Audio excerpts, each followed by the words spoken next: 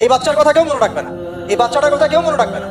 3 মাস পরে, 6 মাস পরে, 1 বছর পরে আরো নতুন ইস্যু আসবে, আরো নতুন পাপ হবে, আরো বড় বড় ঘটনা ঘটবে।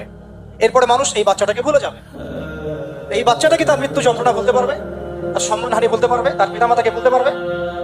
এখন প্রশ্ন হচ্ছে, তার পিতাকেও যদি আমরা জিজ্ঞাসা করি, ইসলামে রেপের শাস্তি হচ্ছে মৃত্যুদণ্ড, আর ব্যভিচারের শাস্তি হচ্ছে অর্ধেক কোমর পর্যন্ত পুঁতে পাথর নিক্ষেপ করে হত্যা করা, এবং বিবাহিত ব্যক্তি হলে এই শাস্তি, অবিবাহিত হলে 100 বেত্রাঘাত, 1 বছরের নির্বাসন এবং সমাজ থেকে বয়কট করা, আর ধর্ষণ হলে সরাসরি মৃত্যুদণ্ড।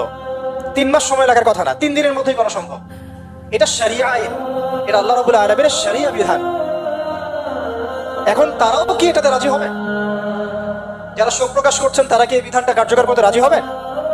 ধর্ষককে সবার সামনে প্রকাশ্যে মৃত্যুদণ্ড দেওয়া হোক, শরিয়া আইন কার্যকর করা হোক? রাজি হবেন না। কারণ আপনারা বলবেন এটা করতে গেলে বাংলাদেশ নাকি মৌলবাদী রাষ্ট্র হয়ে যাবে।